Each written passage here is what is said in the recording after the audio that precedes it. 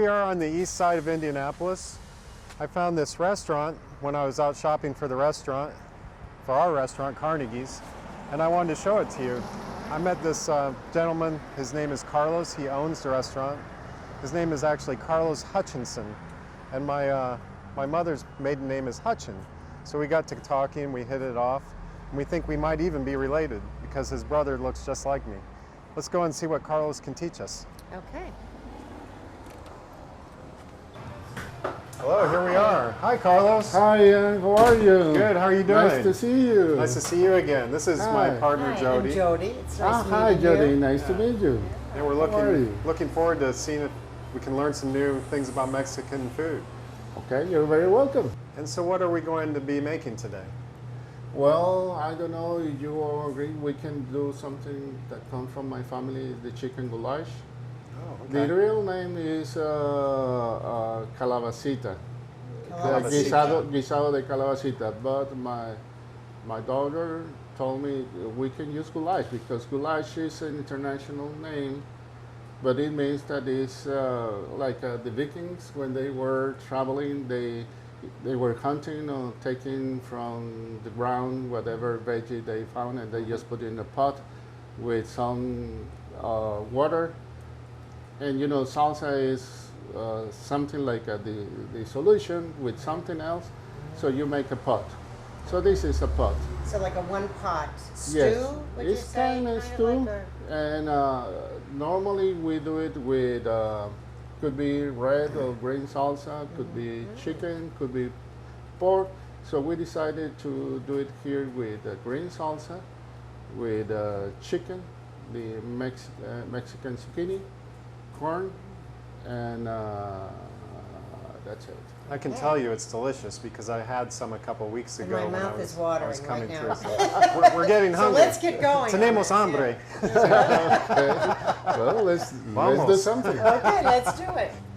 All right, Okay. Carlos. Well, thank you for agreeing to teach me some of your specialties. I really Okay, appreciate it. my pleasure. Yeah, awesome. So what is this dish called in your language? Is guisado Guisado de calabacita.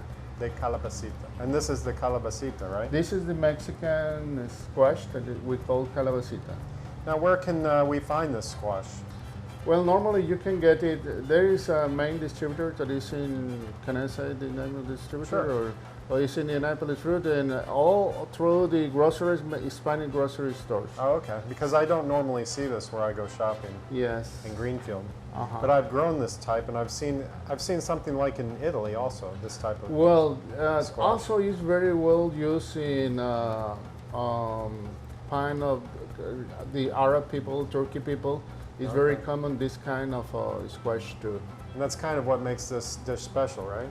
Yeah. Okay. Well. Need to be this one is a little bit more like a buttery Okay. than the traditional squash Oh, or okay. A little softer. that buttery. is a lot of water. This has water, but it's like a oily. It's Okay. a little bit of different. Awesome. So flavor. you want me to cut up this chicken in Yes, we can bite-sized dice. pieces? Yes, like Okay. It's kind of like so. I'm gonna cut also the so. squash. All right. This size good? Yes, perfect. Perfecto. Mhm. All right. So these are chicken thighs, right? Yes, I prefer that Without skin. without skin. Okay. Yes. And it has a little bit of We're going to leave that More fat on there flavor. because it gives it some flavor and it makes an oil in the pan, right? yes, and if there is a excess of oil, we can just put it away, and we're gonna use only what we need. A little cartilage in there. I'll cut that out.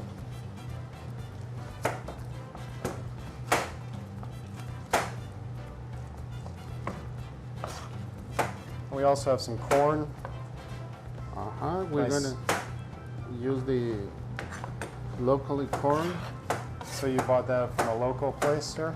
Well, yes, there is a place. Well, that they have. Well, here you have Indiana is the corn place. Corn capital of the world, Oh, right? yes. So, but Well, it's, I mean, it's appropriate for the name of your restaurant here, too. yes. Now, is the corn different here than is where you're from? It's a little bit different. So sometimes you can, it's optional the corn. If the one that is here, sometimes it's kind of sweet. You have two good things. It's sweet, but it's natural. But also there is another that is not that sweet. That is the organic white corn. Right. That is frozen. It also gives a very good flavor. So you can have Okay, that yeah. options. So they use the one that's not so sweet to make the tortillas and things like that. Exactly. They grind it up. Yes. Yeah. I was going to grow some blue corn this year, and I never got around to planting it. We had too much rain earlier in the year, and I kind of garden got away from me a little bit. Okay. Well, now there is available in the Spanish store the blue corn tortillas, and it looks fantastic. And also when you prepare the tacos, and the flavor is a little bit different. So we're probably not going to use all of this chicken, right? No, only half. Pull about half of that chicken. So Yes. that's probably about 2 pounds of chicken. Yes, we're gonna try to do something quick and easy. Okay. I'm going to take this away, wash my hands. Okay.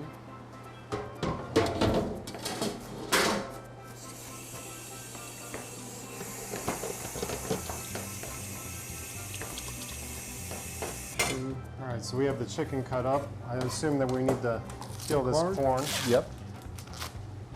Now, do you do any gardening, Carlos?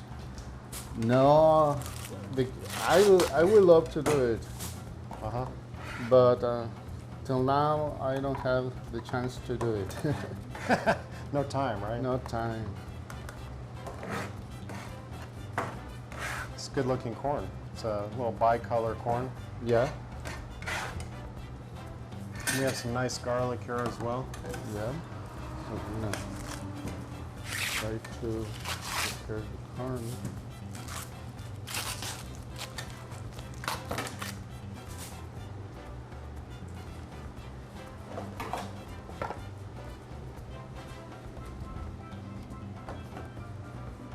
Now, you didn't mention your 2 other daughters. Well, one of the oldest one, her name is Samantha. She's a graphic designer and marketing specialist, Oh, okay. and he was the one who created all the logo, the Facebook, Twitter, and the image of the company. Okay. All the So, marketing. yeah. The marketing is great. It's very professional.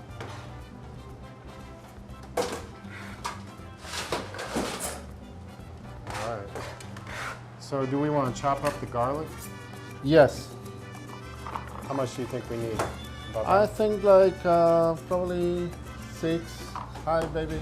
Hello. 6 or 7 cloves here. Yes, Okay. small chop. Well, thanks for coming in on your day off. Oh, well, this is really not my day off. It's my prep day. This is the day you normally come in and do all your prep for the week.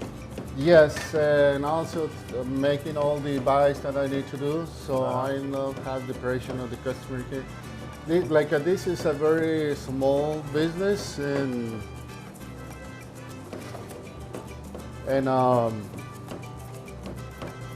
I have only partial help from the people. So I need to do most of the things. Oh, okay. Better keep my eyes on my knife here. Okay. Nice little cleaver. So you want this diced pretty fine? Yes, can you put it like, yes, very fine. With, what I want normally like is to make this separate from the eyes of the customer, the onion, because a lot of people don't like the big pieces of onion on the, so I try just to reduce it and disappear from the plate. Okay. They are not the main protagonists of the dish. I see. But The they, main protagonist, you say? yeah, but like but I will say that they have a lot to do with the flavor. Right. I'm gonna put this towel under there because my cutting board keeps moving around on me. There we go. That's better. So this is a Chinese cleaver here we have. Gotta get this finer, I might get fired here. Reminds me of my first cooking jobs. All right, garlic now? Mm-hmm. You call that ajo, right? Preparing some of this And the stuff. onion. So we got the garlic and they're sauteing a little garlic in the oil. Yes, now we have the smell of the changing of color. Now we can put the onion. It smells great. Yes. Oh, You're an Italian specialist on Yes. the kitchen, so this is kind of similarities because the base on Italian is the garlic, onion, and How do you then say- how do you the say- Roma tomatoes. yes. Lots of that in Italian cooking. So we have on base also the garlic and the onion, and then you change with different kind of sources that we have over there. Like it's tomatillo, is Roma tomatoes, or the different kind of tomatoes that we have available in Mexico. So this is kind of the base of most of the things. Okay. That is why I say that it's some kind of similarity with other kitchens. So now it's We're gonna kind let of those soft. get translucent, a little bit soft now. Yes. So I think that now is the moment to put the half of the chicken. Half of the chicken, okay. Yeah. Maybe I can use this spatula. Okay. Think about half of that, maybe about Yeah. 2 pounds of chicken, Yeah, more or less. more or less. It's not a science, right? No. It's not like your last job in the science industry. Yes, it's not an exact science. But, you know, this is like, you're going to have a little protein, but it should be more abundant in the, try to be more abundant in the squash and the corn. Yes. That is the beauty of this plate, that is not only the protein, but also veggies. I noticed on your menu you use a lot of vegetables compared Yeah. to most Mexican restaurants I've been to. Uh-huh. That's one thing I like about it. You have 3 or 4 maybe vegetarian options. Yes, and in fact, when we prepare from the main dishes also, you can transform it in tacos. Tacos, you can make it of everything. So Right. we have the main dish, and also you can use the tacos, and the tacos go with veggies. Cabbage, 2 different kind of cabbage, cilantros, and a little bit of, people like sour cream with a little hint of jalapenos, avocados, so it's a combination of flavors and veggies. We just have this cooking kind of on a low heat right now. Yeah. So Is that maybe, okay? maybe we can put a little bit more of the... Turn it up a little bit. Yes. Turn up the heat. Mhm. Okay. So we're gonna try to, ¿cómo se dice dorar, baby? Fry? Fry. Just to, Saute. yeah, to cook until it's totally white, the chicken. Okay. Yeah, I understand. And a little very, that all the broth from the chicken is loosened, and all the little fat that they have right there is gonna combine. So this might take maybe 10, 15 minutes to let this cook for a Yeah, it's while. gonna Yeah. take a little bit of Gonna time. take a little bit of time. All right, so it's looking good now. So we were waiting until the render of the fat. Yes, rendered the fat. Exactly. Okay. So, So the and fat, then, the fat is melted away, and it's the water from the chicken's kind of gone away. okay, We're gonna add so some we spices. have a lot of, the first layer of flavor is of the chicken. We're gonna add a little bit of the bay leaf. Okay, so we put about 4 or 5 bay leaves in there. They're very aromatic, and it's gonna be one of the base of the herbs. And there is two strong flavor, the oregano and the leaves. So we're gonna add a little bit of oregano. Now, would this be also good with some fresh oregano, or do you always use the dry in this kind of dish? Well, every time fresh is good. Yes. So I prefer fresh. And and oregano also, when it's dry, is stronger the flavor. Right, so use a little bit less, right? So yes, yeah. yes. So this is thyme leaf, a little bit. Thyme, maybe about a 1/4 teaspoon of thyme. And then a little bit of white pepper. Let's say a dash of white pepper. And also cumin, that is kind of earthy flavor. It's starting to smell really good. Cumin, quite a bit of cumin. Cumin. Maybe about 1/8 of a teaspoon of cumin in there.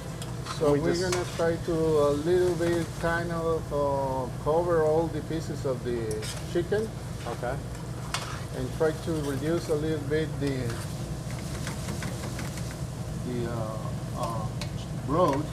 So now we see that we have only the kind of oil from the chicken. Yeah, So now there's- is the time to add the Mexican squash, calabacita. Calabacita. Uh-huh. And we're gonna cover for a little while because they're gonna look. You leave it on the top Okay, leave it on the top.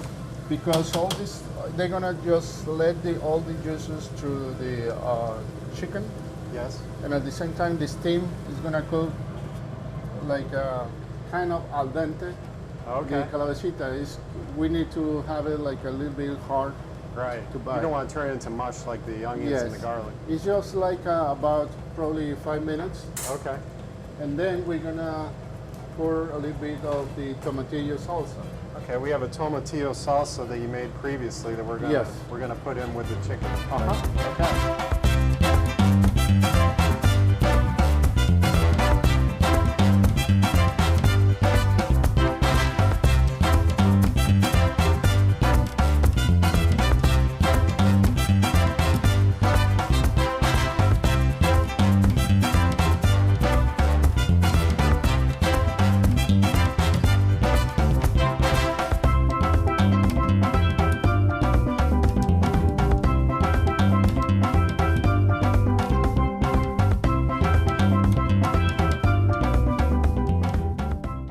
All right, so we're gonna add the salsa now. Yes, like you see, you already can taste the calabacita, and it's like al dente.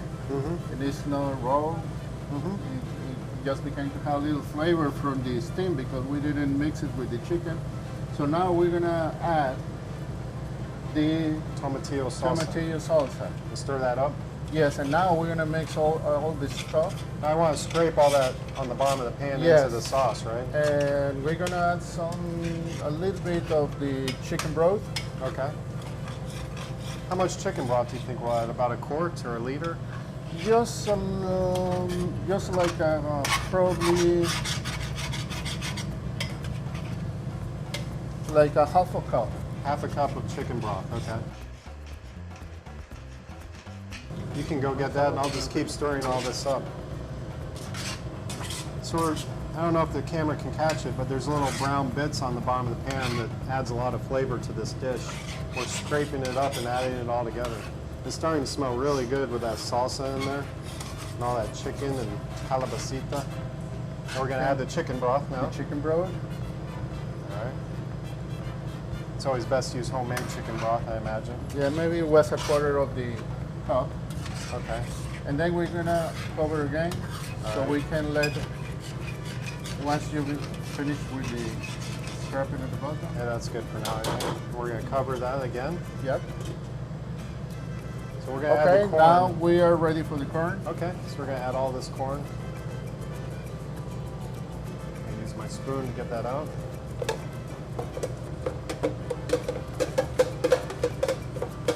Bueno. Okay, we Stir can that mix in. it. Okay.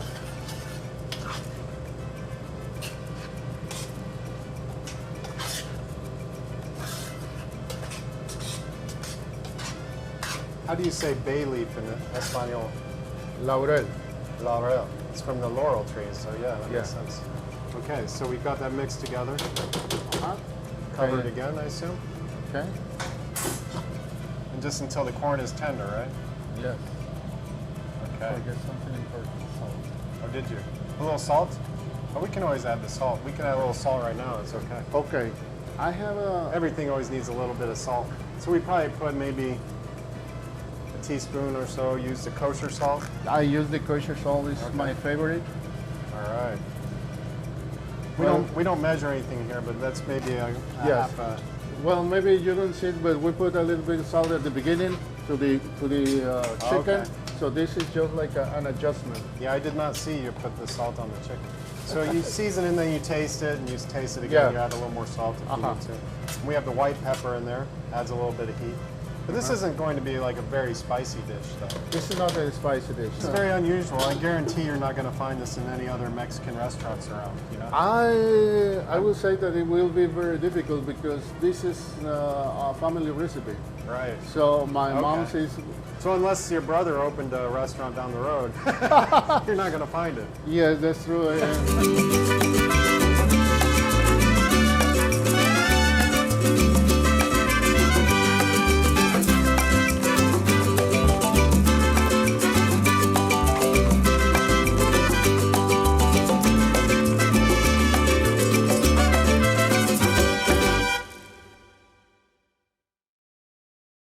All right, so now we're with Carlos's daughter, Jennifer, and we're going to learn one of the dishes that she makes for her brunch. She comes in and helps her father with the brunches on Sundays. So tell us a little bit about that. The green eggs, the brunch. The sorry. brunch, yes. That's all right. The brunch is a la carte, so it's a different menu from the Tuesday through Saturday menu. Okay. We do mostly vegan and vegetarian breakfast dishes. And we try to use some of the items that my dad uses through the week, like the carnitas and the salsas. Okay. But we use mostly bread instead of. What are the hours that you can come here for brunch? Brunch we do 9 a.m. to 2 p.m. Okay. And is it open all year or is it seasonal? It's seasonal. We do May through October, mostly until the weather changes. Okay, cool. Yeah, you have kind of a limited seating here, so usually with brunch, I imagine everybody eats outside when it's really nice. Huh? Yeah. Okay. Jody and I will have to come sometime for the brunch. I think that'd be great. So what are we going to make today? So this is the green eggs, and it's a dish where we use our green salsa, and it has goat cheese, avocado. It's really simple and fast to make, which is why it's a good brunch dish. Okay. So, okay, let's get started. Okay, so typically we use a Mexican baguette. The baguette is not consistent because it depends on what our panaderia has available. Okay. So the panaderia, that's a bakery, right? yeah, at the bakery. The closest one to here is called Oaxaca, and it's on 10th Street. So Okay. sometimes we get our bread from there. Oaxaca? Oaxaca. Mhm. Okay, great. Whoop. You can't find that bread in the normal grocery store. Sometimes you can. Okay. I think because of the large Latino population on Okay. the east side, you can find it sometimes in Kroger or Marsh. All right, great. Looks good. Kind of looks like Okay. a sub roll or something. Yeah. So this is an open sandwich or a torta. Okay. So first we toast the bread. It's really high. So we've got a griddle over here, and it's pretty, it looks like it's really hot. Yeah. So we're gonna just toast the bread without any oil or anything, just kind of toast it up a little? Yeah, I don't like using oil on it, so I keep an eye on it Sure. just to make sure that it doesn't burn. So we just kind of want it to get a little toasty. Yeah. Okay, great. Yes. And then we're gonna have avocado on this, and some eggs, and the green salsa and goat cheese, right? Now you want to take your goat cheese and let it sit out for a while so it gets softer so you can spread Yeah, it because easier? you spread it over the bread. Okay. So because it's warm, it's gonna be easy to do that.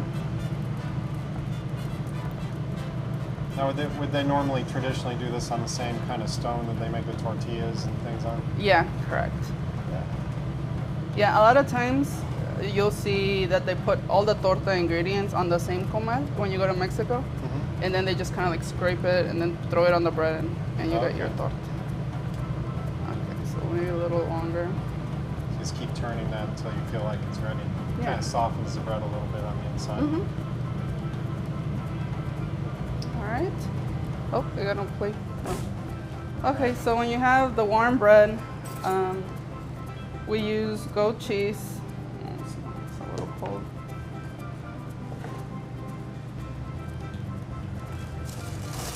So this goat cheese is still, Still a little huh? cold, but We'll make it work though. yeah. It's soft enough for television.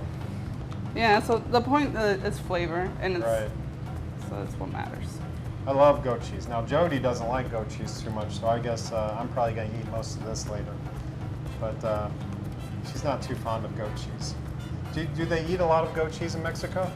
No, actually no. This is something that we picked up since living here.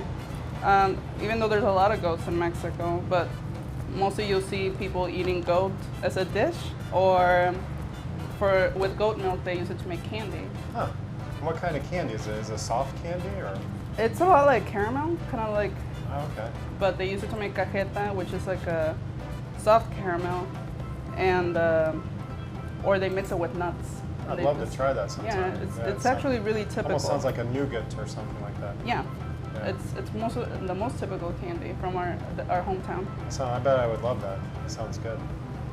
Okay, so after you put goat cheese on the bread, The avocado. It's like a nice avocado. yeah. So we put a Yeah, I layer. learned something new. I never cleaned an avocado quite like that. This is probably not the most culinary way to do it. No, I like it. Because usually I hit the seed and take it out and then scoop out the avocado with a spoon. But this looks easier.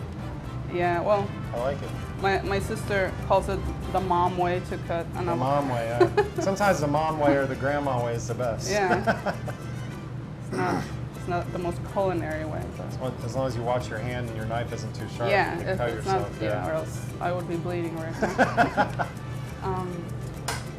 So after you have your breads ready, the next step is to make the eggs. Okay.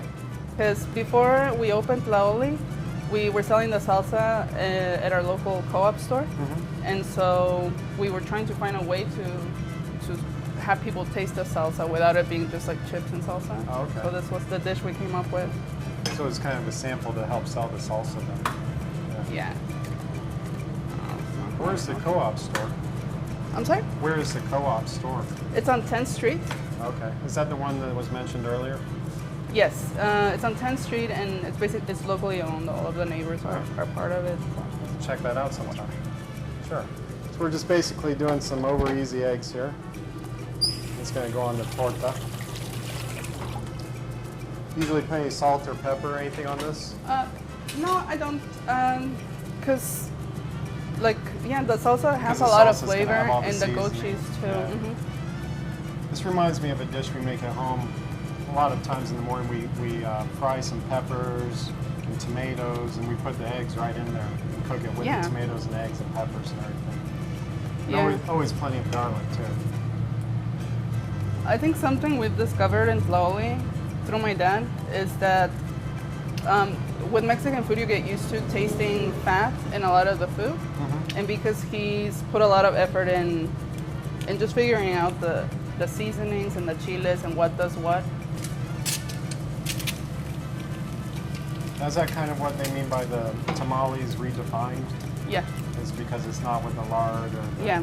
extra seasoning and all that? correct. So each bread gets one of the eggs.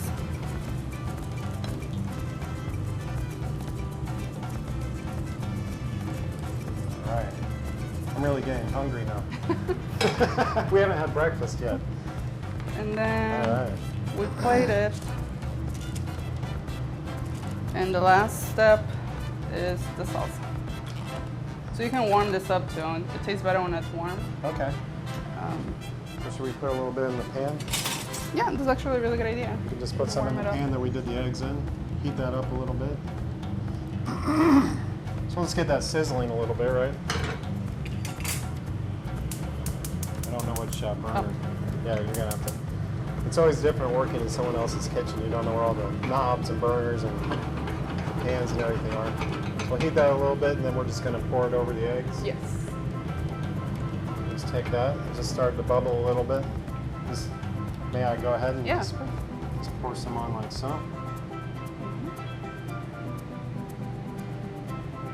Boy, that looks good. And then the bread can kind of soak up some of that Yeah. in there. Okay, looks great. Thank you very much for showing me that. Yeah, thank that you. looks awesome.